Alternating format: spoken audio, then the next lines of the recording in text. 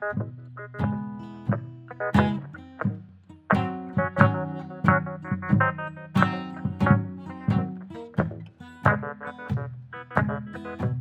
hey, hey! Bienvenue au podcast de la semaine! Qu'est-ce que ça regarde? Épisode 168. 168, Ben! Oui. Un bon épisode. Je crois que on va jaser de belles choses. Écoute, moi à date, là, c'est mon film de l'année que j'ai vu cette semaine. Ben oui, Estic! Pas mettre la barre trop haute, là, mais j'ai trouvé ça extraordinaire, puis je vais vous en parler. C'est Ben tu extraordinaire. m'intéresses, hein? Tu m'intéresses, Ben. Ok, Ben est-ce qu'on c'est un s'en film... sort? Oui. Si tu veux, on peut commencer avec ça, d'ailleurs. Oui. C'est un film que je trouvais dommage parce qu'il joue pas partout. Dans mon coin, moi je suis chanceux parce qu'il joue à mon petit cinéma près de chez moi. Mais dans mon gros cinéma, près dans le fond, le plus gros cinéma de la région où est-ce que j'habite, il y a pas ce film. Mais vois-tu, il partait avec 35 salles, je pense, puis là, cette semaine, il tombe à 45, 46. Donc, c'est une bonne chose. nouvelle. Mais tu sais, chez nous, c'était sa première semaine, il jouait dans la salle 7 qui est dans le fond, puis c'était juste le soir. Ouais, ben c'est ça, je voyais.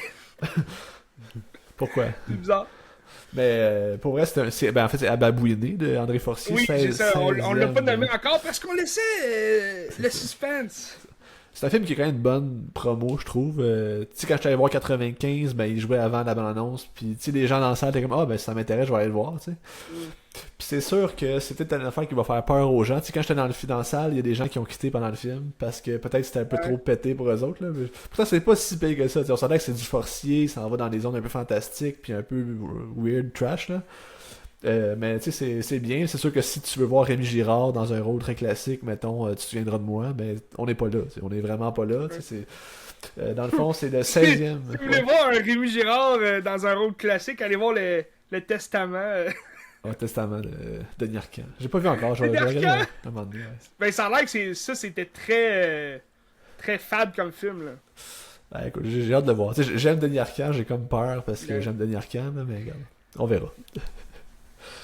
Mais c'est ça, 16e long métrage de André Forcier. André Forcier a fait des films depuis les années 70, fin 60 peut-être, début 70. C'est une légende. C'est un gars qui a un style à lui, puis c'est ce qu'on appelle aussi le réalisme magique, qu'ils ont comme inventé pour décrire son style. C'est des films qui sont ancrés dans des réalités sociales du Québec, dans l'histoire, mais tout le temps avec une touche de fantastique un peu. C'est comme là, ça se passe, mettons... Ça frôle un peu la satire aussi, la satire sociale. Ben c'est ça, c'est que ça va dépeindre... C'est comme caricatural un peu, mais ça dépeint une réalité du Québec qui est souvent assez trash. Là. Comme là, ça se passe en 56, à Montréal, dans le carrefour Amlas, qui est un quartier pauvre de Montréal, puis tout ça. Puis dans le fond, c'est l'oppression de l'Église sur la misère, sur tout ça. T'sais. Puis dans le fond, ça se passe c'est des jeunes enfants dans une classe avec des frères, tout ça. T'sais. Puis là, t'as le vicaire, je me souviens plus de son nom, mais le vicaire qui est joué par Éric Bruno, il est comme le directeur de l'école. Puis dans l'épreuve de la classe, c'est Martin Dubreuil. Puis là, dans la classe, ils font passer des genres de livres sur la laïcité, dire qu'il faut libérer le Québec de la religion, puis tout ça. T'sais. Puis là, le Éric Bruno est pas content. Puis là, t'as Rémi Girard qui arrive comme cardinal. Puis lui, il veut s'en aller à Antalya pour être de pape après ça. Fait que là, il va comme têter le monde. Puis Éric Bruno, c'est genre sa mouche à marde. Puis il y a une scène où est-ce qu'il suce les orteils. C'est malade. Puis c'est ça.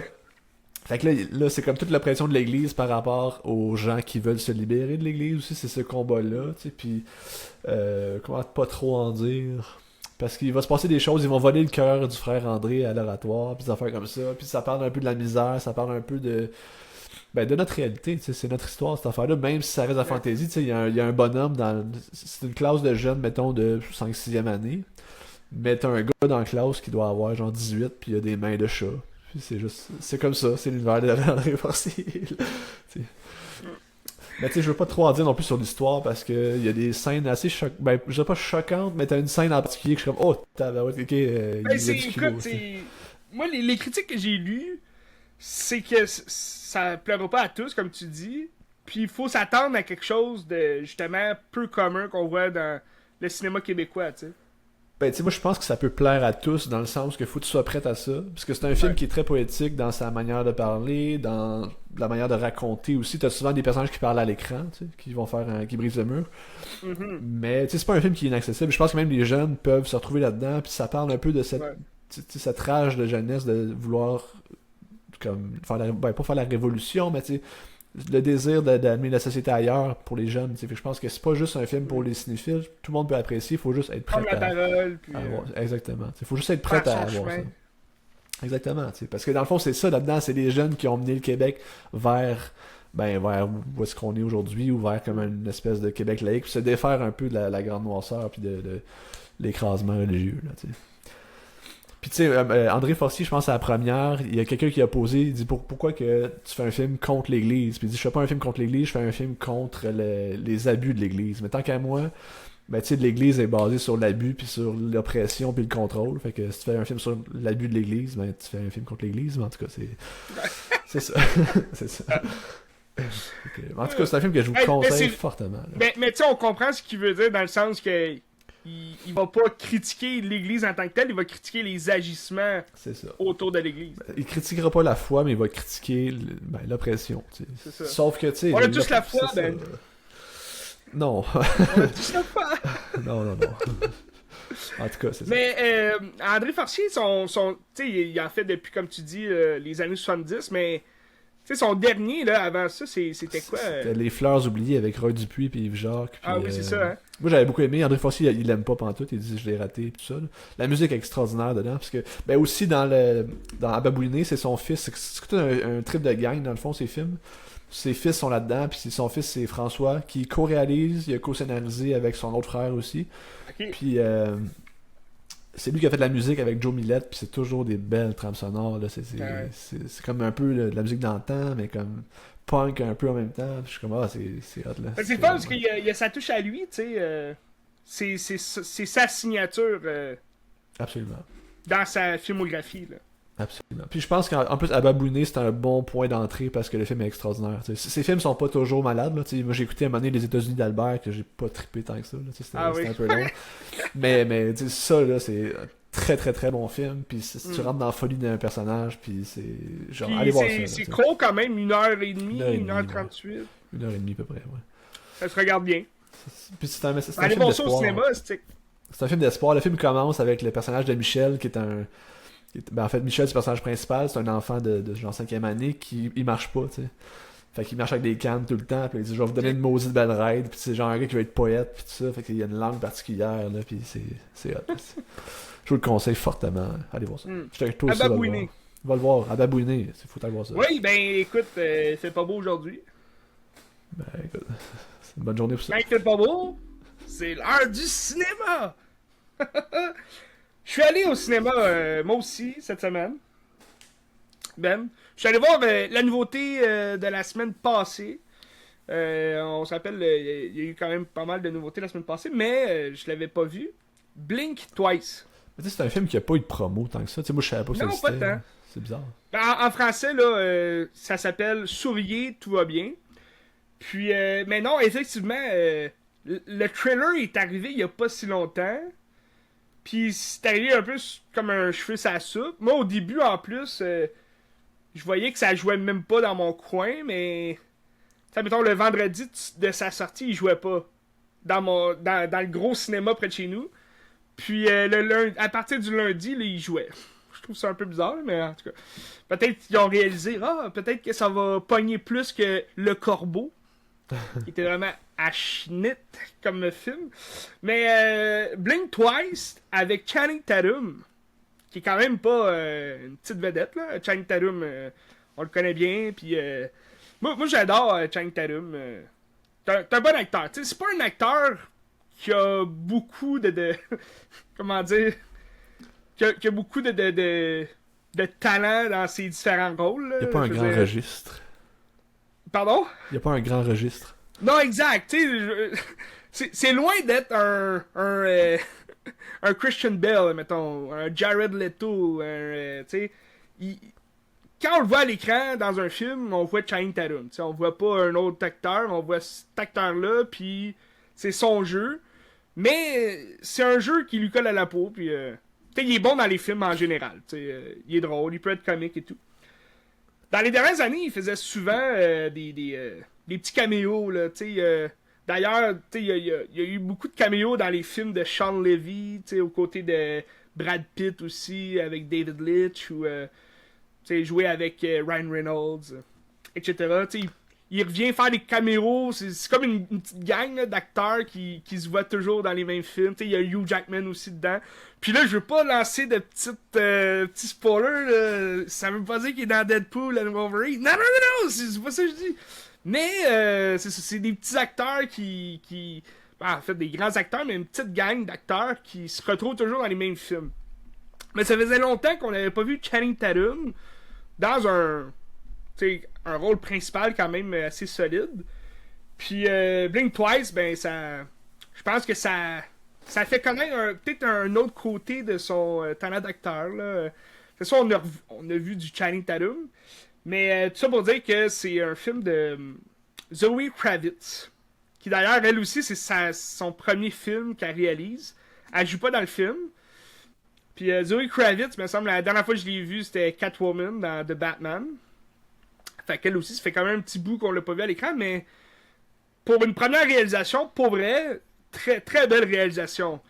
C'est, tu sais, souvent, là, un acteur qui va devenir réalisateur, tu sais.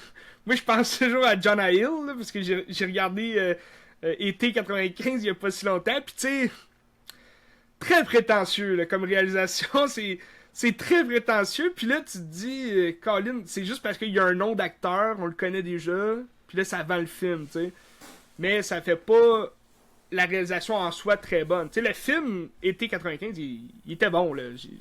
J'ai pas détesté, mais pour la réalisation, je me disais, ouais, c'est un peu, tu sais, on dirait quasiment un jeune du cégep, là, qui commence, puis il veut tout de suite, ouais, je vais faire ça, c'est hot. Mais Blink Twice, ça avait pas du tout cette vibe-là, je trouve. C'était vraiment cosy comme film. Oui, vas-y. C'est-tu un scénario qu'elle a écrit ou elle a comme hérité de quelque chose? C'est coécrit, là, Zoe Kravitz, mais... un peu. Je vais aller vérifier juste pour être ça, parce que... Ça, il y avait plusieurs réalisateurs, là, scénaristes, excuse-moi. Mais tu sais, j'imagine quand tu fais ça, c'est pas une fille qui fait une commande, là, elle doit faire ça parce qu'elle veut le faire. T'sais. Non, c'est ça. Oui, c'est ça. Elle a produit, elle a écrit avec E.T. Boom. Ok. Je connais pas, c'est son premier scénario, là. Puis E.T., ça peut peut-être être une femme aussi, je sais pas. C'est un homme, c'est une femme, aucune idée.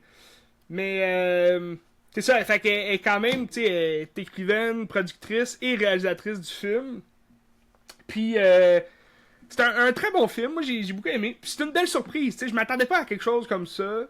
Je m'attendais à ce que ce soit, tu sais, très pro-féministe, là.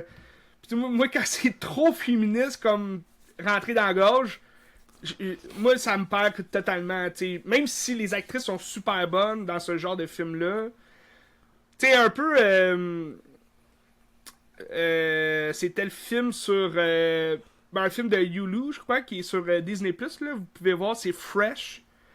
Je pense que je t'en avais déjà parlé, là. C'est comme sur la légende... Ben, on dit que c'est une légende urbaine, mais ça existe pour vrai, là, d'après moi. Mais c'est Sebastian Stan qui drague une fille, puis là, il va la capturer, puis là, la tenir contre son gré chez eux. Puis finalement, il fait ça souvent avec des filles, pour après ça les tuer, les démembrer, puis là, il vend leur chair à des personnes riches qui veulent manger, mettons, une jambe, tu sais, des trucs comme ça. C'est dégueulasse, là. Mais, tu sais, pour le concept, j'ai adoré. Mais là, la fin du film, pis toute l'espèce de... Toute l'espèce de conclusion du film, je trouvais ça un peu trop forcé, tu sais, sur le... Ah, on est des femmes, on se protège, mais... C'est sûr que c'est pas juste des femmes qui se font vendre comme ça, là. Il doit y avoir des hommes aussi, mais en tout cas, c'était plus un aspect féministe que moi j'aimais moins du film. Mais le film en soi, il était bon, là. Mais là, ici, Blink Twice, on parle... Ben, un peu dans le même sens que Babouiné, j'ai l'impression que c'est une satire sociale sur tout ce qui englobe le MeToo, surtout aux États-Unis aussi, puis tout dans la politique là, qu'on a appris aussi avec Epstein, puis Weinstein, puis toutes les grandes figures justement qui se sont faites comme démolir là, par justement leurs agissements dans l'ombre. qui a été révélé, puis là, tous les gens aussi d'influence autour d'eux qui sont révélés dans cette même gamique-là, vraiment dégueulasse, puis il y a beaucoup d'affaires, tu sais, Didi, là, c'est quoi, P. Diddy? Sean Combs. Ben, tu sais, c'est ça, toutes ces figures-là, des abuseurs qui ont été comme révélés au grand monde, au-delà de leurs agissements là, dans l'ombre. Ben, c'est un film qui vient un peu critiquer ça. Puis ça va être une satire un peu aussi. Tu sais, c'est quand même poussé. Il y a une espèce de science-fiction un peu dans le film, autour du scénario. Mais ça vient bien critiquer, je trouve, les choses. Puis en même temps, tu vas avoir une critique sociale sur les réseaux sociaux. Puis à quel point on est tellement comme sous l'emprise du téléphone. Puis tout TikTok. T'sais, on est sur TikTok puis on regarde des astiques de conneries à chaque semaine. Moi, j'ai pas TikTok, mais je veux dire... on a eu TikTok quand même un petit bout, puis... C'est ça, c'était des astiques de vidéos caves, là. Je comprends pas qu'est-ce qui se passe, mais... les gens, ils vont regarder ça juste parce qu'ils ont TikTok, puis ils ont pas le choix de regarder ça. Mais on s'en va vraiment plus à la critique des abuseurs, là, t'sais. Fait que c'est un... Dans le fond, l'histoire, c'est Naomi Aki, qui est pas tant connu. Moi, la seule place que je l'avais vue là, avant, c'était dans Rise of Skywalker. Donc, le dernier épisode de Star Wars qui est sorti. Elle jouait, je pense qu'elle jouait la... C'était pas clair dans le film, mais c'était comme la fille de Lando Calrissian. Elle a aidé Finn, là, un moment donné, là. Je sais pas si t'en rappelles. C'était-tu les filles avec les genres de cheval, ou je sais pas trop, là? Ouais, c'est ça. Elle était sur un cheval, puis elle lançait des flèches, là. Ouais, c'est ça. Okay. C'est ça. C'est la fille de Lando. Elle a pas un grand rôle, là, dans... Elle a pas un grand rôle dans le film, là. Mais c'est elle, ici, là. Ouais. C'est la fille de Lando. Ben, à ce qui paraît, c'était la fille de Lando. Mais c'est une scène coupée qu'ils ont pas mis, là, dans le film. Fait que, dans le fond, c'est-tu vraiment la fille de Lando, ou non? Est-ce que Lando est homosexuel, ou non? C'est ça qu'on dit. Bisexuel? On le sait pas, c'est l'espace. Mais tout ça pour dire que c'est le seul film dans lequel je l'avais vu, cette actrice-là. Parce qu'elle a joué, sinon, là, je pense son plus grand rôle, ça a été dans I Wanna Be Dance With Somebody. Qui est l'histoire de Whitney Houston. Oui, là. oui. Ouais. Qui est pas un film qui a été tant bien reçu, là, de ce que j'en lis, là. C'est dommage, parce que Whitney Houston, c'est quand même quelque chose. Tu sais, des biopics de même, c'est rarement bien reçu aussi, là. Oui, mais tu sais, mettons, on compare à Elvis ou... tu sais, que vu que c'est des grandes vedettes, pis tout, les gens vont aimer ça parce que, c'est la bonne musique, pis tout, mais... Tu sais, même si le film, il est pas excellent. Mais I Wanna Dance With Somebody... Ou c'est quoi le film qu'ils ont sorti? C'est Amy Winehouse récemment qui avait l'air fucking pathétique, là. Oui, je l'ai pas vu, ce film-là. C'est vrai qu'il est sorti il y a pas si longtemps, puis déjà plus au cinéma, on n'a pas entendu parler. Il va peut-être arriver sur Crave bientôt.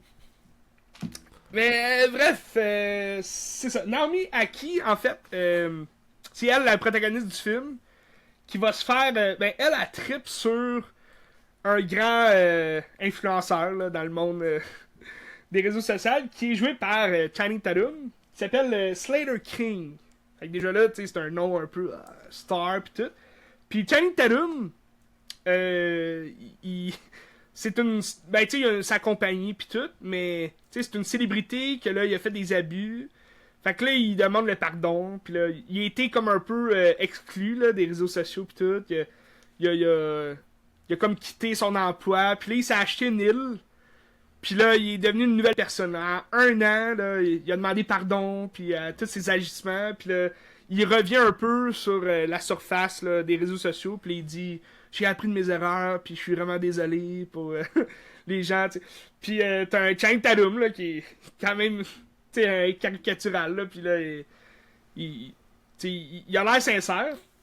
Puis, mais là, elle, ça reste que même avec ses agissements, elle tripe dessus. C'est sa plus grande fan. Puis elle est serveuse, puis là, elle va être serveuse dans un événement qui est organisé par Slater King. Puis là, ça va faire en sorte qu'ils vont se croiser. Puis il va l'inviter sur son île avec sa meilleure amie, puis une gang d'amis à lui. Dans la gang d'amis, t'as des bons noms d'acteurs là, que ça fait longtemps qu'on n'a pas vu, là, mais qui reviennent. Christian Slater, que ça fait quand même un bout qu'on n'a pas vu. Tu vas avoir Gina Davis aussi dans le film. Le meilleur ami de Channing Tatum dans le film, c'est Simon Rex, qu'on a vu dans Red Rocket il n'y a pas si longtemps. Puis un des derniers films de Simon Baker. Puis tu vas avoir aussi... Sean Baker. Ça c'est drôle parce que c'est ça, j'y repensais. À Adriana Arjona, que c'est elle qui jouait dans Hitman. Tu sais que tu parlais la semaine passée, là, la blonde là, un peu sexy, là, à Glenn Powell. Ouais. Mais moi, je te parlais de... Isaac Gonzalez. Isaac Gonzalez, puis j'ai mélangé tout le temps ces deux filles-là. Mais c'est parce que dans tous les films, me dit, Christy, c'est Isaac Gonzalez. Mais non, t'as aussi Adriana Arjona. Qui, je pense, en plus, elle a fait plus de films, tu sais... comme qu'on a vu, là, que Isaac Gonzalez. Tu sais, elle a joué dans Morbius, qui était complètement dégueulasse. Non, c'est vrai, tu sais. Pacific Rim 2, mettons. Bref, elle joue dans Blink Twice. Puis elle joue une espèce d'actrice qui a été dans un genre de Survivor, là, mais pour femmes. Je me rappelle plus le nom là, de l'émission, mais c'est comme elle dit, c'est des filles sexy, genre, qui doivent survivre là, dans la nature seule. Puis là, elle a survécu, puis elle a gagné. Fait que là, elle s'est grimpée aux arbres, puis... en tout cas, c'est vraiment bizarre. Mais là, au cours de leur séjour sur l'île, tu sais, c'est comme un paradis, là, t'arrives sur l'île, puis là, c'est juste eux, là, puis avec la grosse maison de Channing Tatum, puis là, Naomi Aki, elle, son personnage, elle tripe bien raide. Puis là, dès la première soirée, c'est bouffe à volonté, puis là, il y a de la drogue, fait que là, il essaie des nouvelles drogues, puis là, tout le monde paranoïe, puis pendant un long moment, tu sais, le film, il est pas si long, là, 1h40, mais je te dirais, pendant environ 1 heure, là, c'est juste du planage, là, tu sais, ils vont fumer, ils vont prendre la drogue, ils vont juste avoir des discussions vraiment connes autour d'un repas, tu sais, le soir. Ben moi j'aimais ça, tu sais, c'est un genre de scénario, c'est un dialogue qui coule bien, qui est le fun, qui est plaisant, tu sais. J'irais pas jusqu'à comparer au dialogue de Quentin Tarantino, admettons, là, comme dans un film Reservoir Dogs, admettons, ça commence, là. Ça, c'est un bel échange de dialogue. Mais c'est un genre de dialogue qui est plaisant quand même à voir, puis tu sais, c'est ridicule, c'est cave. T'as aussi un Haley Joel Osment, tu sais, le jeune qu'on voit dans le Sixième Sens, et I aussi. Ben là, il est là-dedans, pis il joue un acteur vraiment pervers, pis tout le kit. Mais, tu sais, pendant 1 heure, c'est ça, puis là, à un moment donné, ben là, il y a des révélations, puis là, tu vas voir que le paradis semble pas vraiment être paradis. Puis tu t'en doutes un peu dès le départ, tu te dis, bon, il va se passer de quoi, c'est sûr. Puis quand ça pète, c'est le fun, tu sais, puis c'est vraiment une ride d'enfer. C'est sûr que, tu sais, moi j'ai eu beaucoup de plaisir dans le film, mais j'aurais voulu que ça soit beaucoup plus rough. Beaucoup plus, tu sais, très non censuré, si je veux dire, là. Mais qu'on voit un peu plus, justement, de cruauté, parce que avant le film, t'as un warning qui apparaît, un avertissement, qui dit, si vous avez déjà vécu, tu sais, des violences, des abus sexuels ou psychologiques, on s'excuse d'avance parce qu'il va y avoir des images, tu sais, explicites d'abus sexuels pis tout. Fait que là, moi, quand j'ai vu cette annonce-là, je me suis dit, Colin, ok, on se prépare à quelque chose. Puis je m'attendais pas à ça, mais je me disais, Christy, ok, ça va être une grosse ride, genre, ça va être dégueulasse ou je sais pas quoi, là. Mais, bon, peut-être aussi, j'ai vu trop de films que je suis rendu un peu blindé, là, puis j'en demande toujours plus pour avoir vraiment l'espèce de dégoût. Tu sais, ce qu'on voit, oui, c'est rough, là, c'est comme, ça peut faire peur, mais tu vois rien de très extrême, là. Tu sais, on pense des scènes vraiment rough, on pense, mettons, à Irréversible de Gaspard Noé, je sais pas si tu l'as vu, là. Non, j'ai pas vu celle-là. Tu sais, c'est quand même violent. Moi, j'ai pas vu le film entier, mais j'ai vu la scène comme de viol vraiment intense, puis là, tu te dis, tabarnache, ça, c'est allé loin. Ben, c'est sûr que, on pense à Wind Rivers, oui. Tu sais, Gaspard Noé est dans une classe à part aussi, puis il fait juste provoquer tout le temps, fait qu'il pousse la limite. C'est Comme sûr. Lars von Trier, mettons. Là, tu sais. Mais tiens, mettons, c'est ça, exact. Tu sais, du Lars von Trier, tu te dis, Colin, ça c'est rough. Sinon, Wind River, je sais pas si t'es familier avec ça. Un film, c'est Tyler Sheridan ouais, c'est que je pense qu'il a réalisé même. Mais tu sais, t'as une scène de viol là-dedans, que t'es comme tabarnache. Puis là, t'as John Bartnell qui est en train de se faire battre à mort, puis là, sa blonde autochtone, elle s'enfuit. Puis... Mais tu sais, c'est rough, puis tu penses à des films de même, puis tu te dis, Blink Twice aurait pu aller vers ça, tu sais. C'est sûr, est-ce que ça aurait été, tu sais, moins public, là, comme film? Probablement, là. Mais ça reste que le concept, le scénario, il... Tu sais, t'imagines quand même les choses, puis tu te dis, ok, ouais, c'est quelque chose, tu sais. Mais, c'est ça. Mais après, tu sais, c'est sûr, le troisième acte, ça explose, c'est très sanglant, puis c'est le fun. C'est violent. Mais j'aurais aimé ça, tu sais, en tant que personne qui a pas vécu d'abus en tant que tel. Non, je me suis peut-être fait abuser, Ben, mais pas de ce sens-là, tu sais. Puis, tu sais, j'ai pas eu pas eu les larmes aux yeux, là, tu sais. Ça a pas été un film choquant tant que ça. Mais c'est un film plaisant à regarder. C'est bien réalisé, tu sais. Fait que c'est Fait un qu'allez avenir voir ça. prometteur pour Zoe Kravitz. Oui, ben, oui, je sais pas si, tu sais, elle avait peut-être ça sur le cœur puis elle voulait faire un film là-dessus, mais peut-être qu'elle va. Parce que les critiques sont bonnes, tu sais, fait que peut-être qu'elle va continuer de réaliser. Ben, je l'encourage. Ben, allez voir ses restants de films. Ben, c'est ça, mais Channing Tatum, il joue un critique drôle. C'est un trou de cul, là, dans ce film-là, puis. Tu sais, c'est rare qu'on a vu, justement, Channing Tatum comme la figure méchante d'un film, là. Tu sais, il joue tout le temps, soit le personnage principal cool, ben le second rôle, mais dans ce film-là, il joue bien le tas de marde, là. Ben, c'est comme je disais, tu sais, même en tas de marde, il a l'air, tu sais, il a l'air comme le sympathique puis le fun. Fait que je trouvais que ça fitait bien dans son rôle, parce que c'est ça, dans le fond, tu sais, c'est les abuseurs de ce genre-là. C'est des abuseurs que tu te dis, ah non, il ferait jamais ça, il est bien trop cool. Finalement, oui, tu sais, c'est un esti de merde au fond. Fait que. Non, c'est ça, allez voir ça, c'est toujours plaisant. C'est bien nuancé. Oui, Blink Twice. Je peux poursuivre avec un lien qu'on a parlé, Star Wars. Ah! Ouais, mais je suis allé voir hier Star Wars à la Cinémathèque, donc lui de 77, l'original, le New Hope, Oui, sur grand écran, tu sais, que j'aurais jamais cru Wow. pouvoir voir ça, c'est une expérience extraordinaire, tu sais. Puis tu sais, Star Wars, toi tu capotes, moi je capote, tu sais, il y a pas de film c'est énorme. qui est qu'un phénomène culturel autant que Star Wars, tu sais. Tu sais, là-bas à la Cinémathèque, je vois jamais ça, c'était bondé de famille avec des chandails de Star Wars, tu sais. Jamais tu vas voir ça dans un autre film, là, tu sais, je trouve ça fucking génial.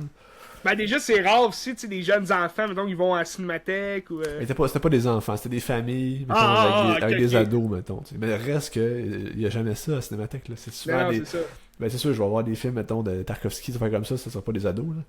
Mais reste que je trouve ça génial, puis. Tu sais, moi j'ai aimé les dernières trilogies. La trilogie 1, 2, 3, c'était correct, là. C'est ça que je reviendrai là-dessus, là. Mais tu sais, c'est que le C'est que quatrième. malade! Le quatrième, c'est que tu vois tout l'univers se développer devant tes yeux. T'es comme, oh wow, tu sais, Ouais. c'est du génie, là, tu sais. C'est vraiment toutes des affaires pratiques un peu, tu sais, les décors, tout ça. Tu fais, oh wow, puis sur le grand écran, c'est encore plus impressionnant que sur une télé, tu sais. Puis tu sais, moi C'est-tu j'ai la aimé- version remasterisée? Ouais, ou- de 97, ouais. Ok. C'est ça. Fait que t'as les effets dégueulasses de Jabba the Hutt, puis des affaires comme ça. Excellent. Mais regarde, je vais le prendre pareil parce que je suis content. Mais tu sais, comme les vaisseaux sont extraordinaires, tu vois des planètes au loin, c'est comme comment il a fait ça en 77, là, c'est fou, là, tu sais. Pour moi, ça Les ressemble maquettes, un peu. les maquettes, Ben c'est ça, c'est un peu comme 2001, là, tu sais. Ouais. On s'entend que c'est pas la même réflexion, c'est une histoire plus classique, plus. Ouais, Tu sais, c'est un scénario comme très dramatique, un peu très écrit théâtral, mais comme. Qui se Ben, tient bien. c'est une classe de maître dans les effets spéciaux de Absolument, l'époque, tu sais. tu sais. Ben c'est ça, je me dis aussi, tu sais, quand tu regardes ce que Lucas a fait dans 77, puis là, ce qu'il a fait après ça en 99, 2002, 2005, là, c'est ça? Ouais. Ou ce qui est passé son génie, là, tu sais. Qu'est-ce qui s'est passé vers 30 ans? Il est rendu légume, ou je sais pas. Ben, si je peux te répondre à ça, je te dirais que quand il est revenu avec les épisodes 1, 2, 3, il s'est beaucoup plus fixé sur le scénario. Puis tu sais, c'est sûr que il s'est attardé au niveau du scénario de plus de Revenge of the Sith, là, l'épisode 3, parce que c'est vraiment là que ça pète puis que Darth Vader apparaît, mais c'est sûr que l'épisode 1 2, il y a beaucoup de brèches, là, même dans le scénario, puis après moi, dans les effets visuels, c'était pas Lucas, là, il avait engagé peut-être du monde, là, mais c'était d'autres gens qui, les effets CGI commençaient aussi, fin des années 90. C'était pas top notch, mais ça commençait à être quelque chose à l'ordi, puis les jeux PlayStation 1, puis tout le kit. Ben, c'est aussi la direction d'acteur est pas là pantoute dans la trilogie, tandis que dans le 77, il est quand même c'est bien, là, Mark Hamill est un peu moyen, mais il est pas catastrophique, là, il s'en sort bien.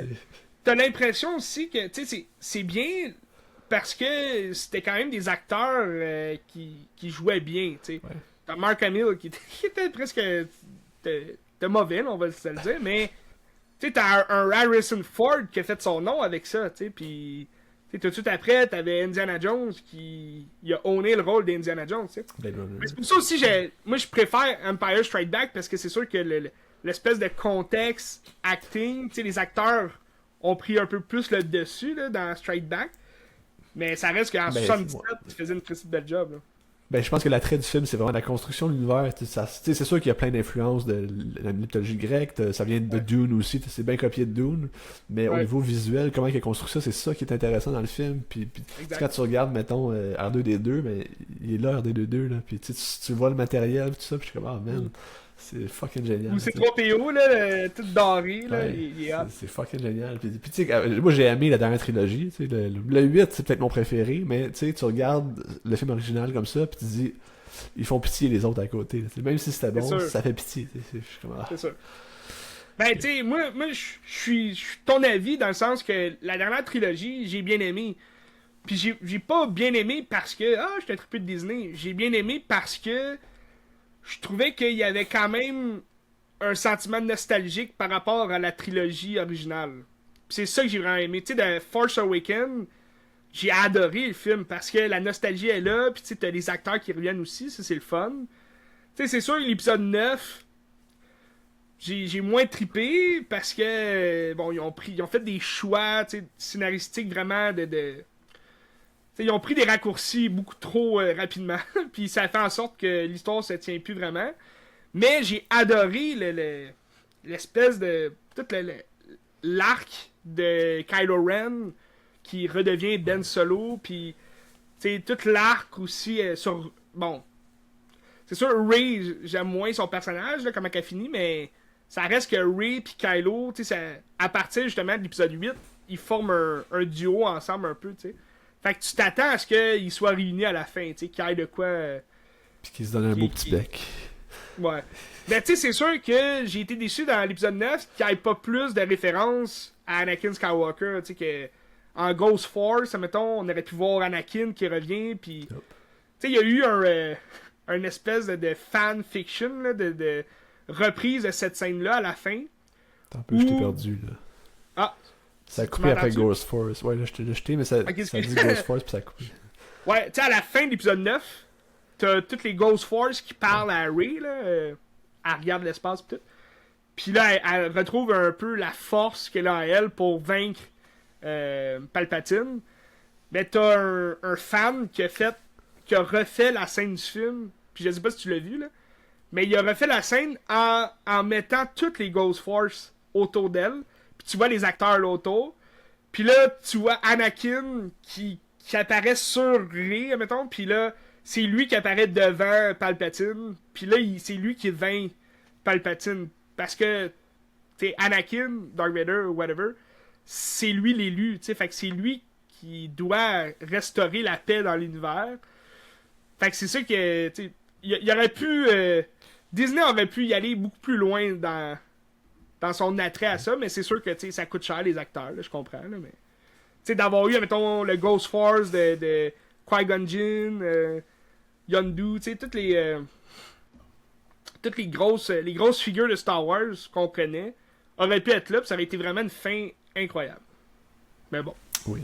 Ben écoute, c'est pas la fin non plus, parce qu'il reste plein de films qui s'en viennent, puis... C'est sûr, c'est pas la fin. Mais The Acolyte est officiellement annulé, hein. Oui, ça, Saison j'ai 2, vu. il y en aura pas. J'ai vu. Mais il y a un film de Mandalorian and Grogu qui sort. À reste à voir. D'ailleurs, Star Wars rejoue à la Cinémathèque dans, je pense, cette semaine ou l'autre Ah, c'est d'après. vrai? Fait que si jamais ça vous tente, il joue encore. Puis je vous dis, Hey, c'est mais une ça- expérience extraordinaire. Là. Mais ça, c'est des belles séances parce que ça doit leur donner quand même beaucoup d'argent là, à la Cinémathèque. Ben, vois-tu, c'était sold out. Une couple de jours avant, c'était sold out. Il restait plus de billets. Puis là, je sais pas, il reste combien de billets pour la prochaine, mais. C'est ça doit se vendre combien? vite, là. Mettons, c'est-tu une entrée de cinéma normale ou. C'est. Ben. Je pense que c'est. Mettons les gens qui 11. seraient intéressés à y aller. Là. Je pense que c'est 11 piastres. Ah, ok, pas 11 piastres et nouveauté, c'est 13, c'est ça. Ouais, c'est ça.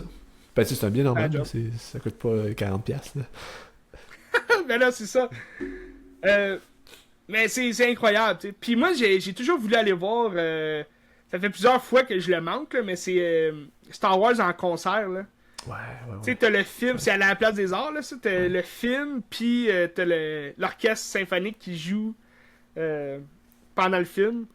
C'est ça ou Harry Potter ou le Lord of the Ring, là. J'ai toujours voulu aller voir un de ces trois-là. Un jour, peut-être. Ils vont sûrement le refaire parce que ça marche à chaque Oui, fois, c'est là, sûr. tu sais. C'est sûr. Ouais. C'est sûr. En tout cas, Ben, Star Wars, c'est. on se trompe jamais avec Star Wars. Puis c'est ça, Non! tu sais, Star Wars, là, tout le monde connaît ça. T'sais. Même si t'aimes ça ou pas, t'aimes pas ça, tu connais Star Wars, tu sais, ça existe. T'sais. Fait que Ah ouais. c'est un phénomène. Ah, c'est sûr. Donc, ça fait le tour. Ouais. Ben, si tu veux, je peux peut-être. Juste un lien pendant qu'on est dans l'espace, là.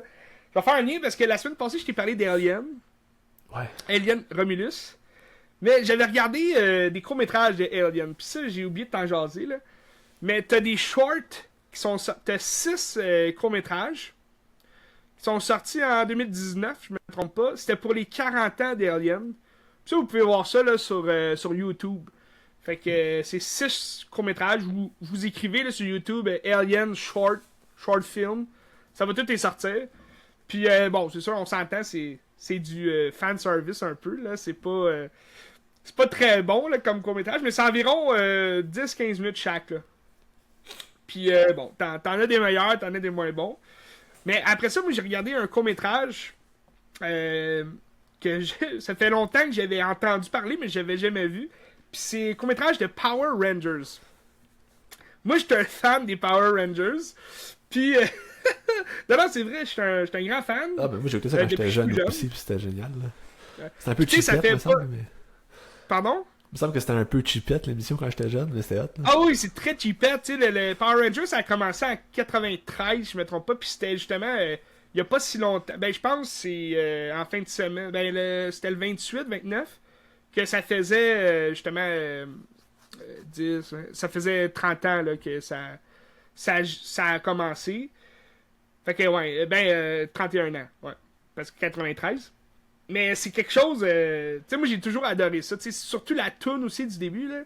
Go, go, Power Rangers! Tu t'en rappelles-tu? Non, je me rappelle pas. Tu te rappelles pas de ça, tabarnak? Ben, mais là, ils ont sorti un court-métrage. Fait que ça ressemble à ça, ici. C'est quand même un bon budget, là, quand même, dans le court-métrage. C'est environ 15 minutes. C'est un court-métrage de Joseph Kahn. Il a pas fait de grands films, vraiment. Là. Il a fait Detention. Un film que j'avais pas vraiment aimé. Comme très science-fiction, un peu bizarre. Il a fait sinon Torque, qui est un film de moto qui a vraiment pas marché. Par les producteurs de Fast and Furious. Mais bref, tu sais, il a déjà fait des longs métrages. Mais le court-métrage de Power Rangers, des grands noms quand même là, dans le court-métrage, t'as James Van Der Beek, puis qui va jouer Rocky, qui est le deuxième Power Rangers rouge. Puis t'as Kathy Sackhoff, qui va jouer Kimberly, donc la Power Rangers rose. C'est les deux grandes vedettes là, du court-métrage. Puis dans le fond, ça l'explique juste une histoire que Rocky, c'est dans un monde un peu futuriste, là, où est-ce que les Power Rangers sont plus vieux, puis où est-ce qu'ils ont échoué dans leur quête de sauver l'univers. Puis t'as Rocky qui il a un bras, une jambe, je pense, robotique. Là. Il a comme perdu une jambe au combat. Puis là, il est passé à l'ennemi Comme il travaille pour justement toutes les caméras, on dirait Skynet pis tout. Puis là, il va interroger Kimberly, qui est la Power Ranger Rose, puis elle est comme emprisonnée, elle, pour savoir qu'est-ce qui s'est passé avec Tommy, qui est le Power Rangers vert, tu sais. Puis lui, il est comme en fuite. Puis là, ils ont découvert tous les Power Rangers morts. Puis tous les personnages, justement, tu sais, t'avais deux gars là, qui intimidaient tout le temps les Power Rangers, puis ils font tout le temps péter la gueule là, par les Power Rangers. Là. Mais en tout cas, eux, tu sais, ils ont un nom, là, c'est... Bulk. Bulk is cool. Bulk, c'est un gros gars, puis Skull, c'est un petit mec, là. En tout cas, il était tout le temps dans les Power Rangers. Mais eux aussi sont morts, puis là, Rocky, il questionne, tu sais, Kimberly, puis là, tu vois, mettons... tu vois tous les Power Rangers, comment ils sont morts, puis ils se sont battus, pis tout le kit, mais c'était très bon, c'était bien fait. Pour un fan de Power Rangers, j'ai adoré. Allez voir ça. Faites juste écrire Power Rangers, short film, vous allez voir ça.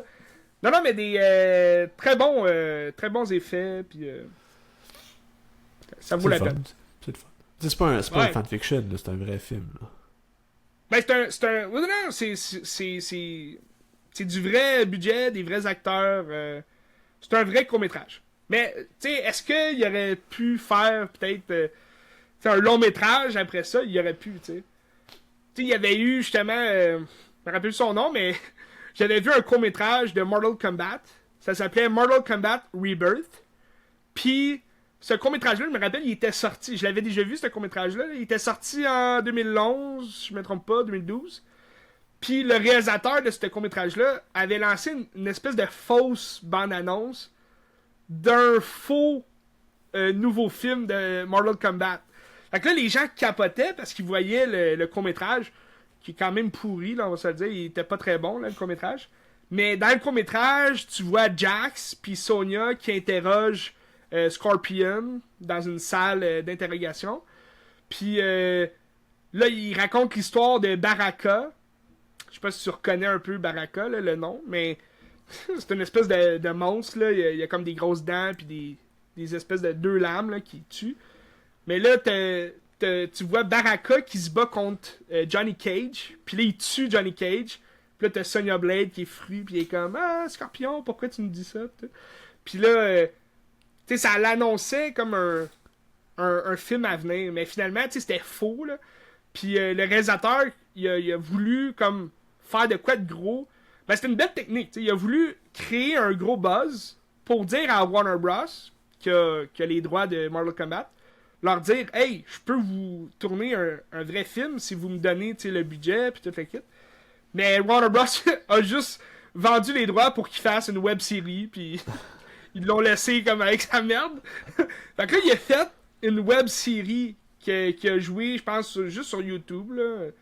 Mais c'est vraiment, c'est affreux, là. C'est pas bon, là. C'est mauvais acteurs aussi. Puis c'est vraiment des... J'ai écouté la web-série de deux saisons, mais ça s'écoute en 2h30, là. T'as fini les 2 saisons. Puis la deuxième saison, ça finit sur un punch qu'il y aura plus jamais rien, là, parce que... Puis il n'y a même pas de tournoi là, de Mortal Kombat. C'est juste, première saison, tu vois, à chaque épisode, tu vois tous les personnages, genre leur histoire. Tu sais, ça raconte l'histoire, mettons, Scorpion, Sub-Zero, l'histoire de Raiden. Puis c'est tout pour les mettre comme dans le monde moderne, là. Mais ça a pas marché, là, puis c'était pas très bon. Bref.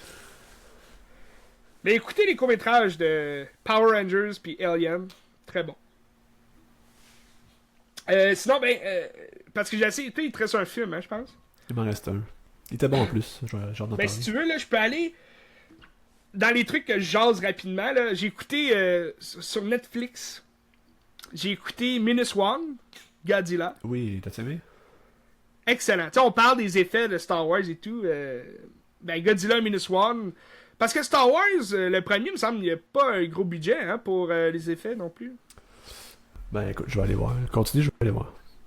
Parce que Godzilla Minus One, ça on va se le dire, l'histoire est bonne aussi, là, est très bonne, mais tu sais, ce qui nous surprend le plus, là, je dirais que c'est C'est vraiment le fait que tu te dis, Colin, ça s'est fait juste avec 15 millions. C'est quelque chose, là. Tu sais, c'est un Christ de film, tu sais, puis c'est une belle longueur, quand même 2 heures de film.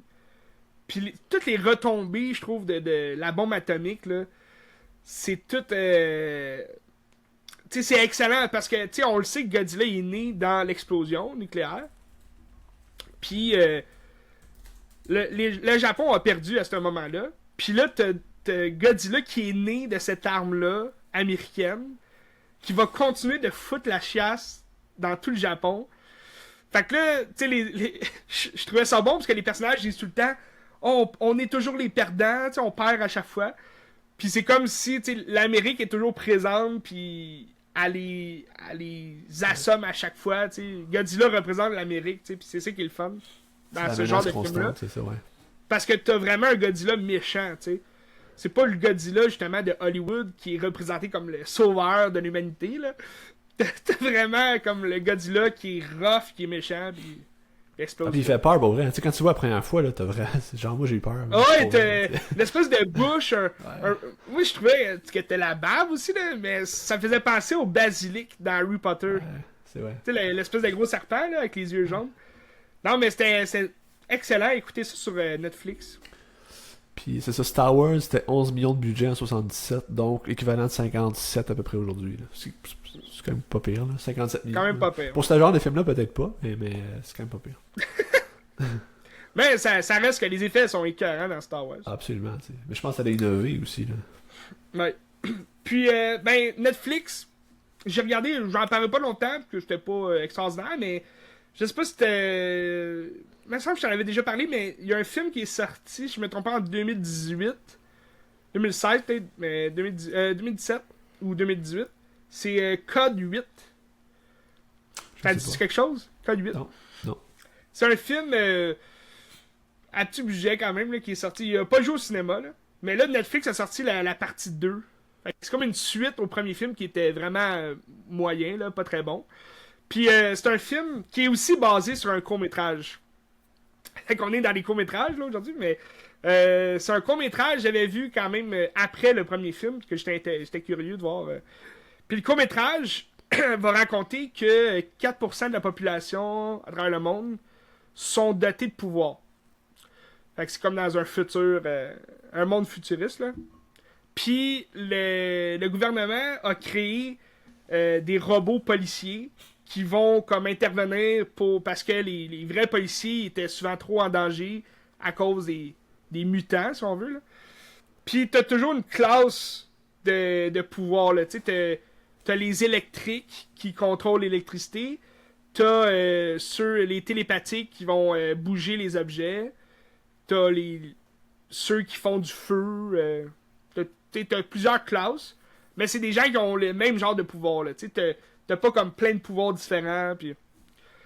Puis le court-métrage, ça nous raconte l'histoire. T'as quand même des grands noms là, dans le court-métrage. Ben, des grands noms. Des noms qu'on connaît, là. T'as Robbie Amell. Je sais pas si ça dit de quoi. Non. C'est un acteur canadien, lui. Il a joué dans beaucoup de séries. Tu sais, il a joué dans Flash, mettons. Moi, je le connais dans quoi déjà? Robbie Amell. Mais il a fait beaucoup de films, là. Tu sais, il jouait dans The Babysitter, là, que je te parlais sur Netflix. Il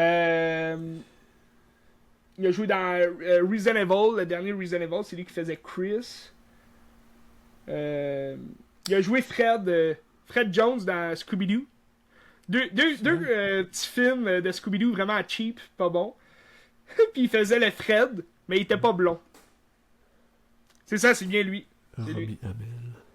Robbie Amell. Bref, il a fait beaucoup de petits films, mais tu sais, il a joué dans beaucoup de séries aussi, là, canadiens, tu sais, parce que je pense qu'il est de Toronto, je me trompe pas, là. Ok. Puis dans le court-métrage, t'as Song Kang aussi, qui joue, lui, il est connu pour... Song Kang, il est connu pour Fast and Furious, Tokyo Drift. C'est lui qui jouait Anne? Non, pas Oui, Anne. Anne. Anne ou le Oui, c'était lui. Drift King? Non, pas le Drift King. C'était vraiment Anne, celui qui mangeait les petits poissons, les petits fiches, là. Fait que lui, il joue un policier, là, Sang Kang, mais dans le court-métrage, c'est un court-métrage de 10 minutes, là. Puis dans le court-métrage, on suit Robbie Amell, qui, lui, c'est un électrique. Puis tu sais, il est pauvre, sa mère est malade, il a son petit frère à s'occuper, puis il se trouve de la job un peu comme les immigrés là, qui attendent sur le bord de la route, puis quelqu'un vient les chercher. Ah, j'ai une job de construction, pis tout. J'ai des immigrés, mais je sais pas si ça se fait ici au Québec, là, ce genre de truc-là. C'est juste dans les films, on voit souvent ça, là, les Mexicains qui attendent pour trouver de la job. La job illégale. Puis là, t'as lui qui va se faire prendre une job, puis il se fâche parce qu'il est mal payé. Fait que là, il y a comme des zones électriques un peu partout autour de lui. Fait que tu sais, le court-métrage est quand même bien, parce que là, t'as les policiers qui interviennent, puis il y a un policier qui va être tué par un de ses amis qui a une force. Puis là, son ami, il va se faire tuer aussi. Fait que tu sais, ça finit sur un punch où est-ce que, tu sais, le monde est cruel, puis tout le kit. Mais là, il a fait un film à partir de ça. Puis dans le film, il a changé un peu les trucs du court-métrage. Mais ça sent... tu sais, le film devient beaucoup plus rock'n'roll. Parce que là, dans le film, t'as Stephen Amell. Que lui, il est connu pour avoir joué Arrow. Dans la série Arrow. De Green Arrow, en fait. Là. Oliver Queen. Qui est un super-héros dans l'univers d'ici. Puis, c'est ça. Lui, il va jouer un télépathique qui va... un télépathe, en fait. Qui va... qui va... Ben, je viens de penser à ça. Ils sont peut-être frères. Ils ont le même nom de famille. Un cousin, peut-être, ou frère, là. Comment il On s'appelle? devrait faire des recherches. Parce que je me disais, Stephen Amell, Robbie Amell. Un peu, je vais aller voir. Mais lui... Parce qu'il se ressemble quand même un peu, quand même. Mais Stephen Amell va jouer un truand qui va... il va trouver, si tu veux, Robbie Amell dans la rue. Là, il va voir que c'est un électrique. Puis pour une job de vol, il a besoin d'un électrique, tu sais, classe 4 ou 5. Là, parce que c'est divisé en classes, là, ceux qui possèdent qui savent contrôler leur pouvoir mieux. Puis il va l'engager pour une job de vol. Puis là, sa mère, à Robbie Amell, est malade, puis tout, fait qu'il va accepter. Fait que ça devient un peu un film plus de cambriolage, là, puis là, ils vont se battre contre d'autres mutants, puis...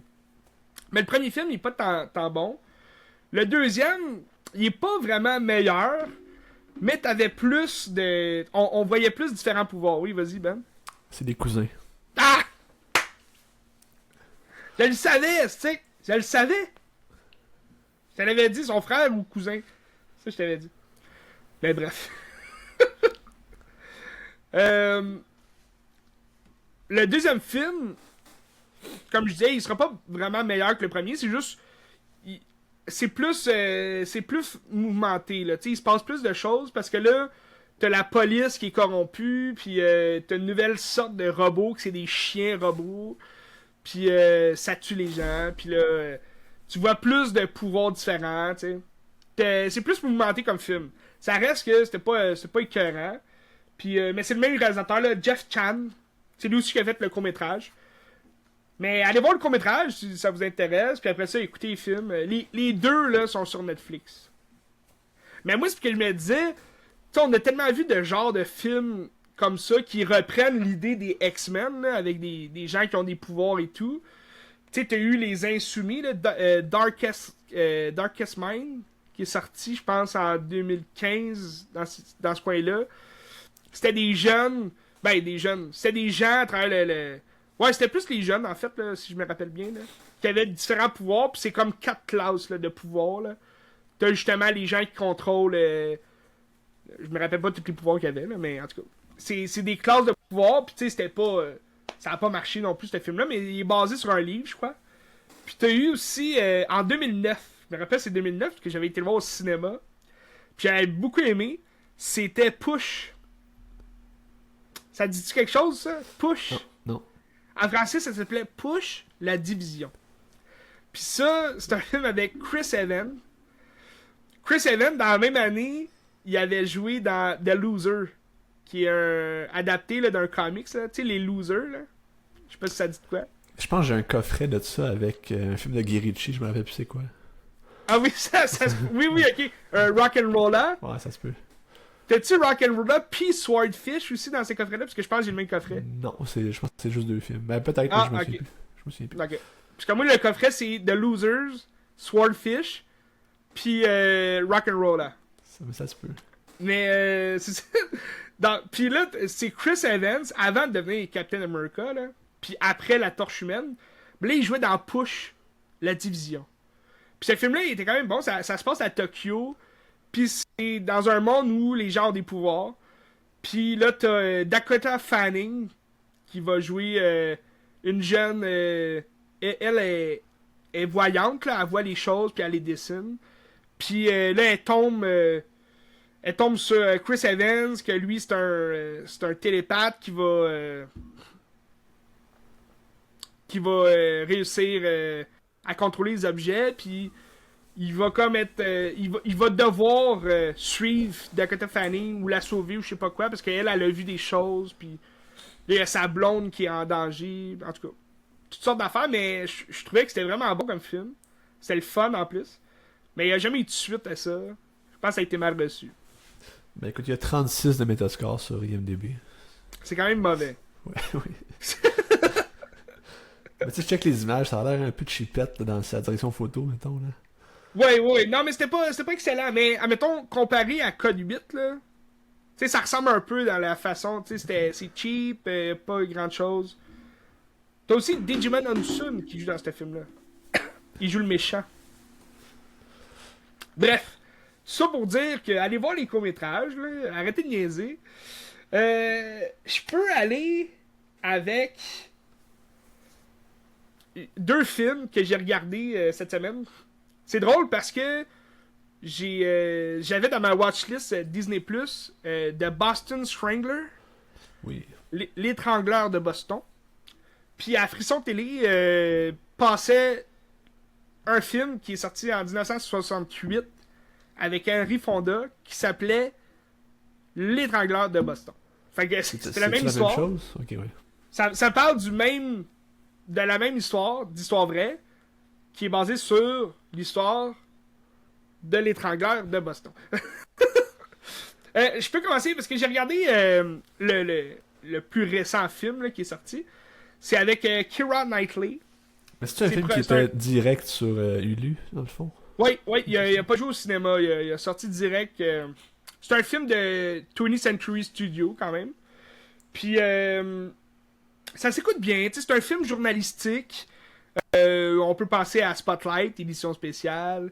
Mais il va avoir beaucoup de vibe de Zodiac dans le film. Okay. Sans la réalisation de David Fincher, là, quand même. Mais, tu sais, la vibe du genre, c'est deux journalistes qui vont faire équipe, deux femmes journalistes. Puis ça se passe en 1965. C'est une histoire qui est quand même... ça se passe comme entre 63 et 65. Là, c'est les méfaits de l'étrangleur de Boston. Puis ça a commencé avec des meurtres de personnes âgées, de femmes âgées, qui se retrouvaient étranglées par des bas collants. Puis là, c'était comme un petit nœud papillon, là, cadeau. Là. Puis il se faisait... Tu sais, il était nu, puis il était toujours aussi violé sexuellement avec des objets bizarres. Là. Fait que là... mais il y a personne qui disait « Ah, c'est un tueur en série et tout. » Juste, ça faisait 3 meurtres qu'il faisait comme ça. Puis là, t'as Keira Knightley, que elle... Tu sais, à cette époque-là, les journalistes femmes, il n'y en avait pas beaucoup. En fait, il y en avait peu. Puis elle était à la rubrique comment être une bonne femme de maison. T'sais. Fait qu'elle faisait des articles vraiment connes sur comment laver son four, là, tu sais. Ou les grille-pains, le nouveau grille-pain, comment il marche plus. Fait qu'elle, elle veut devenir une vraie journaliste, une vraie enquêteuse. Puis là, elle demande si elle peut travailler sur le sujet de ces meurtres-là. Il y en a eu 3, c'est un peu bizarre, la police en parle peu. Puis là, son rédacteur, il dit « Non, tu peux pas. » Puis là, elle dit « Je vais le faire sur mes temps libres s'il faut. » Fait que là, il dit « Ok, vas-y. » Fait que là, comme de fait, elle découvre... c'est la première à découvrir, justement, qu'il y a un tueur en série qui sévit, là. Parce qu'il y a 3 meurtres qui sont exactement de la même façon. Puis tu sais, c'est des personnes âgées. Fait que tu sais, il y a des répétitions qui se font. Fait que là, déjà, ça sort... la grosse nouvelle. Mais la police est fâchée parce qu'elle dit... tu sais, arrêtez d'arriver avec des conclusions que, tu sais, c'est pas vrai. Puis là, finalement, il y a une 4e mort. Fait que là, ça veut dire que là, c'est vraiment vrai. Tu sais, tout le monde sait qu'il y a un tueur en série qui sévit. Mais là, le temps passe, puis là, elle va être jointe avec une autre femme qui était déjà journaliste, quand même réputée pour le Boston Globe. Puis c'est devenu un duo d'équipe qui travaillait sur l'étrangleur de Boston. Fait que c'est deux personnages qui ont... deux personnes là, connues vraiment du milieu. Puis, tu sais, dans le film, il se passe pas grand-chose, là, en fait. C'est le fun parce que tu suis justement l'enquête journalistique. Mais, tu sais, les journalistes, ils vont pas faire plus d'affaires que d'aller, tu sais, enquêter un peu, là, questionner les gens, essayer de découvrir un peu ce que Jake Gyllenhaal fait dans le Zodiac. Mais en étant moins avec la police, là, tu sais. Fait qu'elle va cogner chez des gens, puis là, des fois, c'est mystérieux. Puis là, elle arrive dans un lieu lugubre, puis là, elle a peur, fait que là, elle s'en va parce qu'elle dit « Ah, c'est peut-être lui le tueur. » Puis ça, au bout du compte, on n'a jamais vraiment su c'était qui l'étrangleur de Boston. Puis le film nous laisse des indices. Mais là, après ça, moi, j'ai regardé... j'ai regardé le film de 68. Puis tu sais, c'est carrément différent, là, aussi, comme film, parce que là-dedans, tu sais, on va parler un peu des journalistes, mais on se concentre vraiment sur Henry Fonda, que lui va jouer le commissaire de police qui veut... il veut, comme, trouver l'étrangleur de Boston. Puis, d'un autre côté, tu vas avoir... c'est Tony Curtis qui joue Albert DeSalvo, qui va être le principal suspect. Albert DeSalvo, qui va être, je pense, en 2013. Ça, on l'a su dans le plus récent film. En 2013, Albert DeSalvo a été vraiment identifié comme le tueur parce qu'ils ont trouvé de l'ADN qui correspondait et tout. Mais dans le film de 68, tu suis comme les deux parties. Là. Henry Fonda, que lui, est à la pourchasse du tueur. Puis t'as le tueur, que là, tu vas avoir toute une portion de Tony Curtis qui joue. Parce que Albert DeSalvo, il y avait une femme, des enfants. Puis là, tu le vois vraiment aller dans la rue, puis aller tuer des jeunes femmes. Parce que c'est ça la grosse question dans le film le plus récent qu'il pose, c'est bizarre parce que le tueur, au début, tuait des femmes mûres, des vieilles femmes. Puis là, un moment donné, un an plus tard, il revient, puis mais dans New York, mettons, puis à New York, il tue des jeunes femmes. Puis là, il revient à Boston, puis là, c'est encore des jeunes femmes. Puis là, tu sais, il trouvait ça bizarre que ça change un peu d'âge, là, tu sais, parce que quand un tueur sévit, tu sais, il y a vraiment un contexte, puis il y a vraiment une espèce de tic, là, si on veut. Il va tuer juste des vieilles femmes, parce qu'il y a un passé avec ça, ou peu importe. Mais là, dans le vieux film de 68, c'est vraiment, tu suis Albert DeSalvo qui va tuer une jeune femme, puis il va en tuer un autre, puis il va se faire prendre finalement, parce qu'il essaie de rentrer par effraction chez quelqu'un, puis c'est le mari qui est là, puis il est comme « Hey, vous êtes qui? » Fait que là, il court après lui, puis là, il va se faire arrêter par la police. Mais il devient comme capoté, là. On découvre que là, c'est parce que là, ils peuvent pas dire que c'est lui le tueur, mais il a essayé de rentrer par effraction. Puis là, il y a un médecin qui va venir, là, un psychologue, qui va dire il y a un dédoublement de personnalité, clairement. Parce que là, il dit ah non, je me souviens pas, j'ai rien fait, puis tout. Puis t'as un Christy de jeu d'acteur de Tony Curtis qui devait capoter dans sa cellule, pas dans sa cellule, mais dans la salle d'interrogation, tout en blanc, puis t'as un miroir devant lui, puis là, il s'imagine étrangler sa femme, puis là, ça devient vraiment chaotique, là. C'est vraiment psychologique, puis moi, j'ai adoré, là. Mais c'était plus vers la fin, tu sais, c'est sûr, au début du film, c'est quand même long, mais ça devient vraiment quelque chose de gros, là. À la fin, t'as des gros close-up sur la face de Tony Curtis qui est vraiment perdu, tu y vois vraiment les yeux bouger comme un estique de malade. Fait que j'ai aimé ça. C'est un bon film. Ça, c'est... Ok, je checkais, c'est Richard Fleischer qui a réalisé ça. Oui, il a fait plusieurs autres films, là. Soylent Green, il a fait 20 milieux sous les mers. Ouais. Ouais. Amityville 3D. Amityville 3D. Ouais. Mais bref, de Boston Strangler. 68, puis l'année d'après, tu sais qu'est-ce que Henry Fonda faisait? Ben, ça Giuliani. Exact. Ok. Once Upon a Time in the West. Oui. Non, c'est peut-être Mexico. Once Upon a Time in Mexico. Non. Mais, exact, ouais. 69, puis c'est ça. Fait que L'étranglement de Boston, je dirais pas que c'est mauvais, là, le nouveau film. C'est juste que c'est une approche très différente. Tu sais, oui, il va y avoir des trucs comme qui raccordent pas avec le film de 68, mais en même temps, moi, je me dis, en 68, là, ça datait de 3 ans, là, cette histoire-là. C'est récent, là, tu sais, fait que tu te dis, il me semble, les éléments, il me semble, sont clairs, là, mais tu vois vraiment, c'est un film de boys, là, tu sais, en 68, pas vraiment de femmes qui jouent là-dedans, à part celles qui se font brutaliser, là, tuer, pis tout. Pis tu sais, la nouvelle version, c'est Mark Hoss, je crois, qui a fait le film. Peu connu, là, je le connais pas en fait. Mark Ruskin. Matt Ruskin. Il a pas fait grand chose, là. Il a fait des courts-métrages, il a produit des films. Mais c'est une production de Ridley Scott. Ok. Ouais. C'est une production de Ridley Scott. Puis Keira Knightley, moi je l'adore. J'adore Keira Knightley. C'est sûr que. Pas toute vue d'elle non plus, mais j'ai écouté un autre film juste avant d'écouter les Boston. Puis la raison pourquoi ça m'a donné le goût d'écouter comme cette semaine là, L'étranger de Boston, c'est que j'ai écouté un film, ça faisait longtemps que j'avais dans ma watchlist. Ça s'appelle The Hole. Oui. Mais tu sais, Keira Knightley, elle a comme disparu un peu, on dirait. Je sais pas, ça fait plus des gros rôles, là.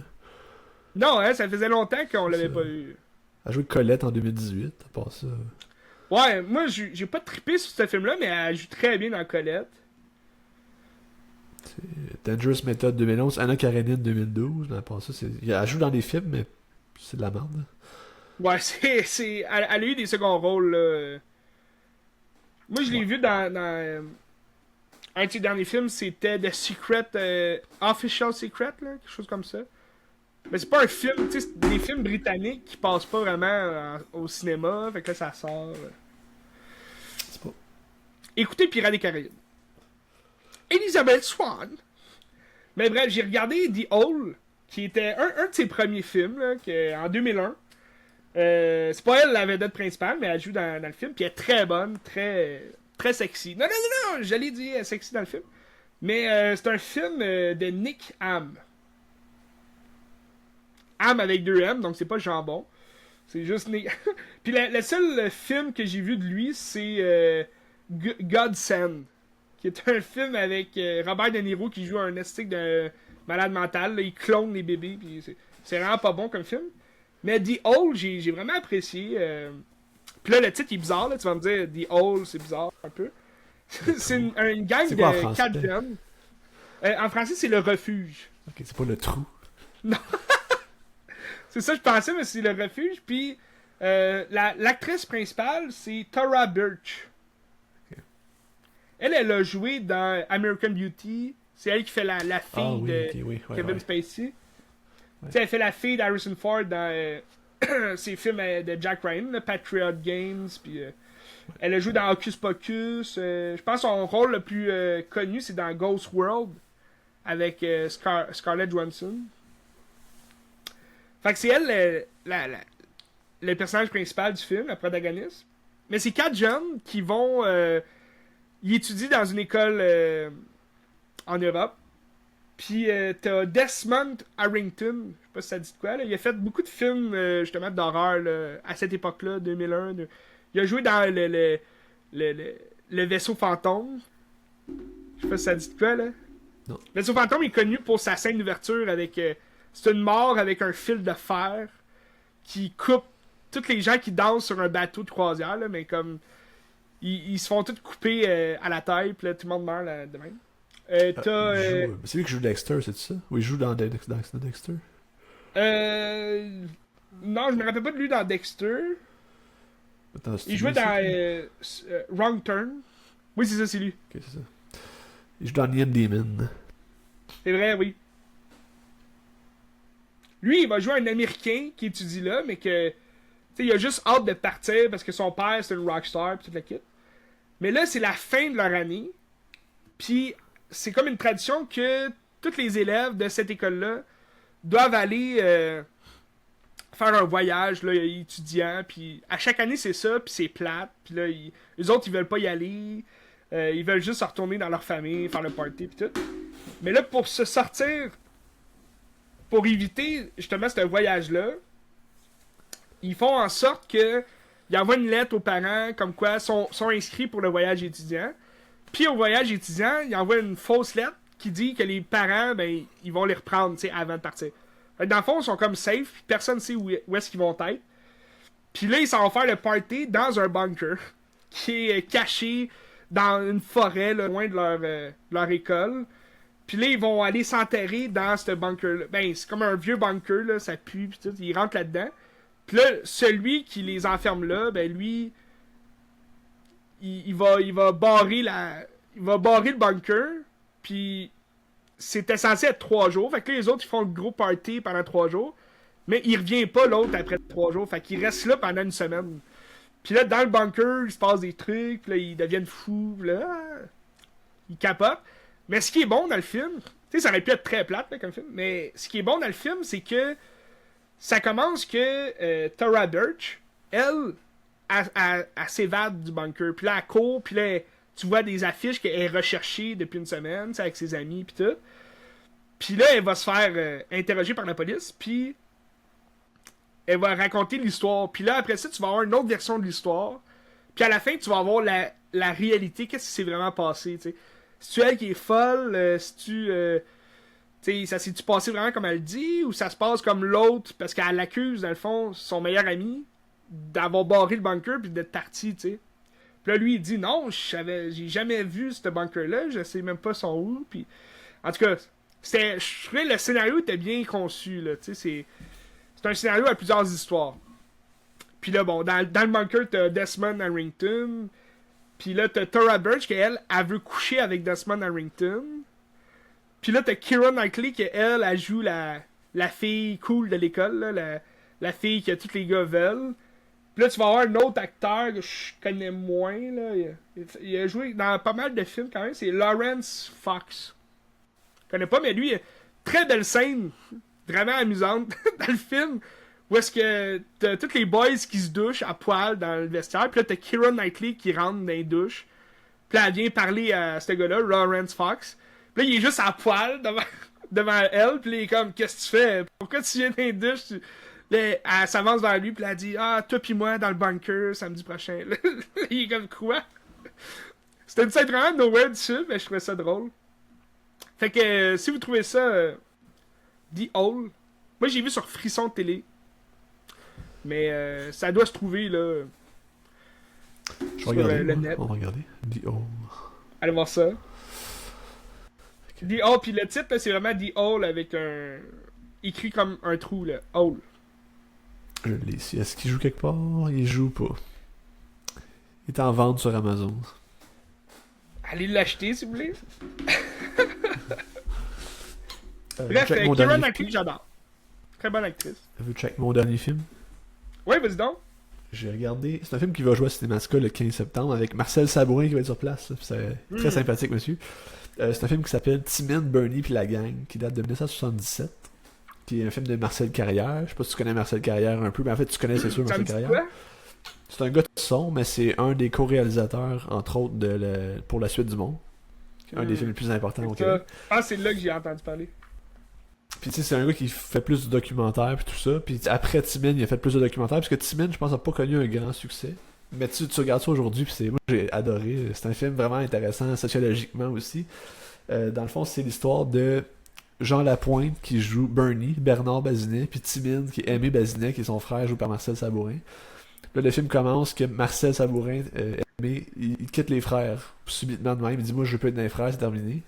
Puis il s'en va habiter chez son frère. Son frère habite avec sa famille, puis avec sa mère. Puis là, c'est toute cette affaire-là. Mais le rêve de cette famille-là, c'est d'aller en Floride.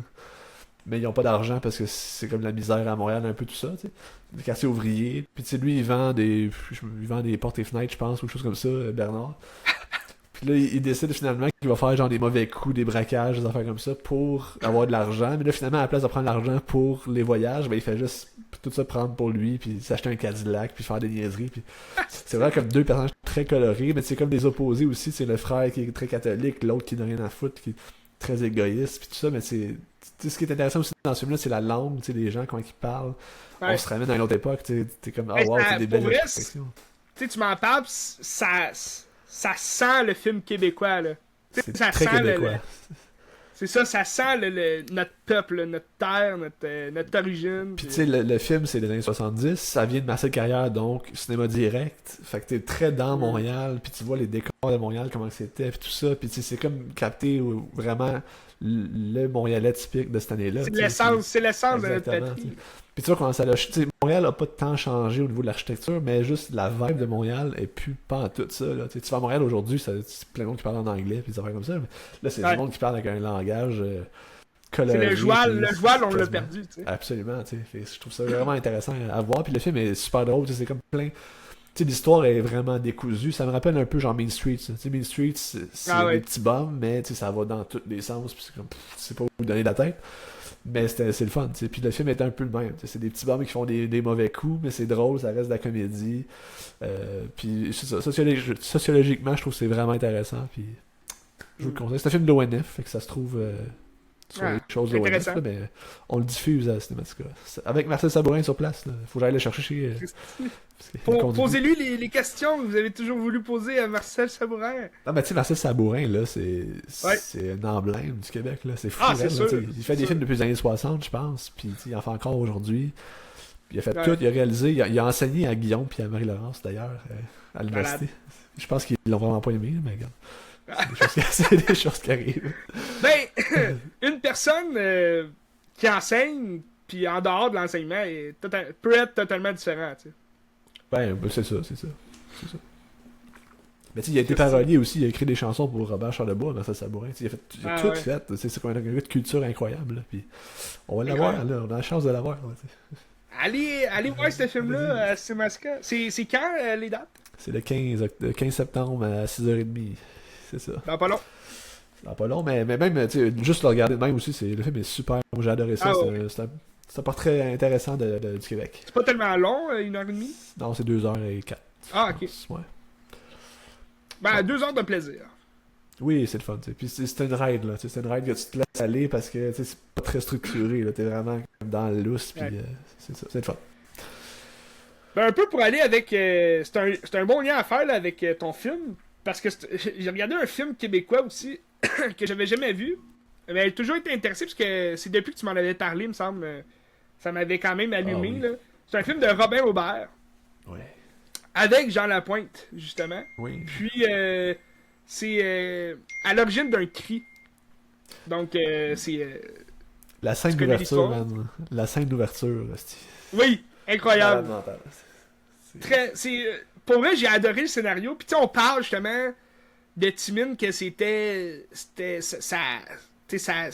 l'essence du Québec. T'sais. Puis, je trouve à l'origine d'un cri fait un beau portrait d'une partie des Québécois, là, dans le sens que C'est la plein de famille. générations, c'est ça. Exact, tu sais, c'est plusieurs générations. C'est Patrick Yvon, qui est un jeune dans la vingtaine, alcoolique, c'est bon, mais tu sais, il travaille dans une usine de papier de toilette, il aime pas sa vie, il veut écrire des poèmes, il veut être quelqu'un d'autre, il veut. Puis tu sais, tu sens qu'il n'y a pas tant de lien avec sa famille parce que justement, il se cache au bar, il se bat tout le temps, c'est un alcoolique fini, tu sais. Les traumatismes. Oui, aussi. Puis il va être lancé par ses tantes. Ils vont lui dire, là, tu vas aller chercher ton père avec ton grand-père. Son grand-père qui est Jean Lapointe, que lui, il s'emmerde totalement dans sa résidence de vieux. Et alcoolique aussi. Puis ils doivent aller chercher le père de Patrick parce que son père, qui est Michel Barrette, alcoolique aussi, que lui, il a pété un câble parce que sa nouvelle femme, sa jeune femme avec qui deux jeunes enfants, est morte. Puis il va déterrer son corps, puis il va juste emmener son corps avec lui, il va la laver, puis là ça a l'air fucké, tu te dis, Christy, qu'est-ce qu'il va faire avec son corps, tu sais. Mais c'est vraiment, c'est très... c'est très cru, je trouve, comme scénario, puis c'était bon. C'est ça qui est bon, ça pète totalement. C'est différent de ce qu'on voit dans les films québécois là, Tu sais, ordinaires. Robin, c'est un très très grand cinéaste, je trouve. Là. Aussi, Il y a tu sais, toujours de la puis... gueule dans ses affaires. Là. Ah ouais. Puis tu sais, la réalisation nous emporte complètement ailleurs aussi, là. Tu sais, c'est une réalisation très... Tu sais, très, je trouve, lugubre, là. Tu vas avoir des images, des... Tu sais, la balance des blancs, c'est pas toujours blanc, tu sais. C'est souvent bleuté ou jaune, puis dans le fond, Patrick Yvon puis son grand-père, Jean Lapointe, ils vont juste faire la tournée des bars pour rechercher Michel, puis ils vont en profiter, tu sais, ils vont boire, puis là, tu sais, ils recherchent pas vraiment, dans le fond. Est-ce qu'ils veulent vraiment le retrouver? C'est ça la question.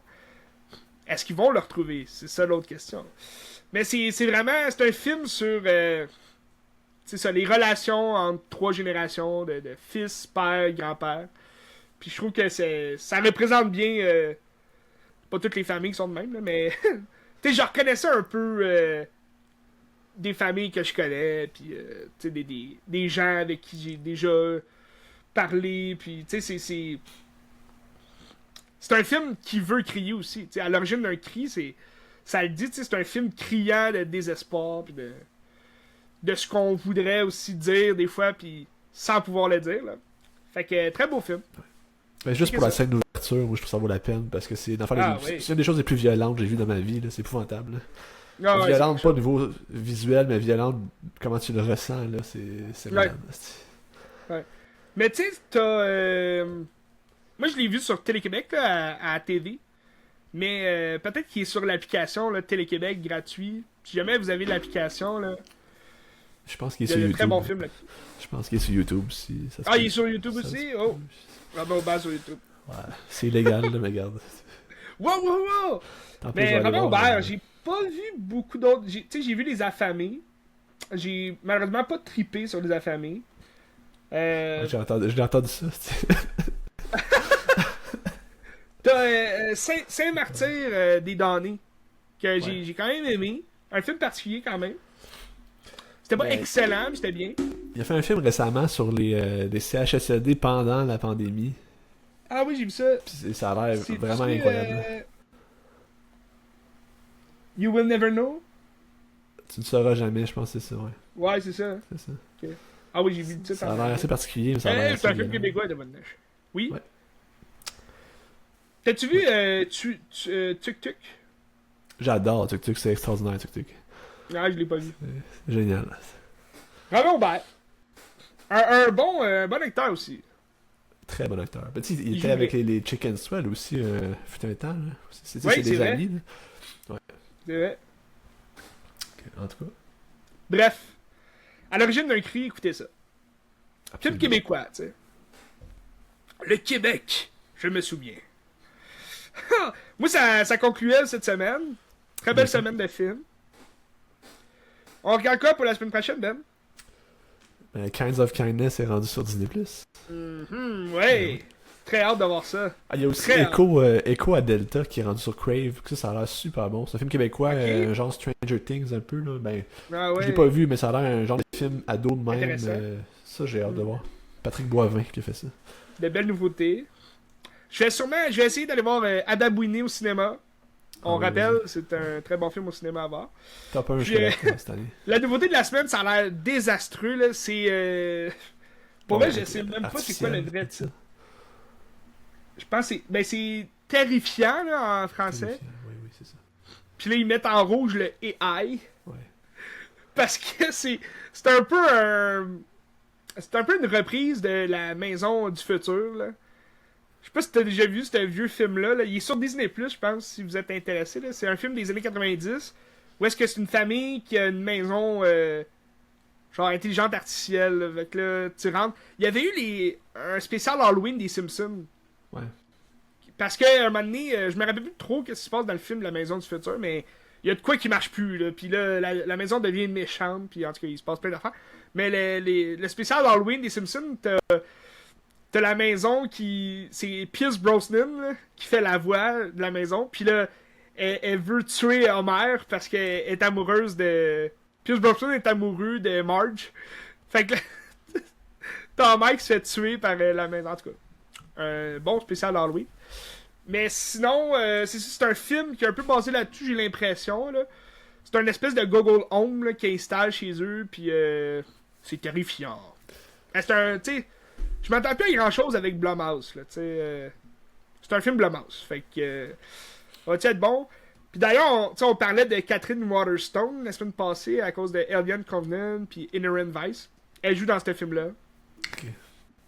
Avec John Cho aussi. John Cho, qui était très bon dans Search, Recherché. Je sais pas si t'as vu ce film-là. Non. Ça, c'est un des bons de Blumhouse, là. J'ai bien aimé. Puis, c'est-tu Blumhouse? Je pense que oui. Mais j'ai adoré ce film-là. Mais bon. Il a joué aussi dans le nouveau Grudge, là. Qui était complètement dégueulasse, pas bon comme film. Fait que John Cho, tu sais, écoutez Harold et Kumar, Chasse le burger. Puis c'est Beetlejuice, c'est-tu vendredi que ça sort? Beetlejuice sort le 6 septembre. Mais si vous voulez le voir d'avant-première, le 5 septembre. Mais très, très hâte de voir ça. Très hâte de voir ça. Tim Burton. Je pense que faut que tu baisses tes attentes. Parce que j'ai pas des très bons commentaires, moi. Fait que, non, j'ai vu aussi. Mais y a rien qui va m'empêcher d'aller voir le film, Ben. Y a rien qui va m'empêcher. Moi, j'ai hâte de le voir pareil, mais je m'attends pas à grand-chose. Ben, tu sais, comme dans tous les films remake, reboot, suite d'aujourd'hui, c'est sûr ça surpassera pas l'original. Tu sais, faut pas s'attendre non plus à ce que ça surpasse l'original. Mais moi, ce que j'ai hâte de voir, Ben, c'est du Tim Burton. Tu sais, mais ça fait longtemps qu'on n'a pas vu du Tim Burton comme on avait dans le temps. Ouais. Mais tu sais, Tim Burton des années 90, là. Ouais. Mais je pense que visuellement, tu vas l'avoir, mais je pense que tu vas avoir le Tim Burton des 20 dernières années au niveau du scénario. Ça va être ça, d'après moi. Possiblement. Possiblement. Mais c'est parce que dans l'annonce, tu sais, on voit. Ben, ils ont tout mis dans l'annonce qu'on allait voir qui reflète justement l'original de 88, je me rappelle. Tu sais, j'ai hâte de voir ça, tu sais. Les vieux effets, les effets spéciaux, à main nue. Quand on parlait de Star Wars, tu sais. Jenna. Oui, Gina Ortega. Winona Ryder aussi, elle a joué dans Stranger Things, mais ça fait longtemps qu'on l'a pas vu non plus à l'écran. Hâte de voir ça. T'as Willem Dafoe aussi qui joue dans le film. C'est vrai. Hâte de voir. En tout cas, Beetlejuice. À suivre. À suivre. On se tient au courant à Qu'est-ce que tu regardes?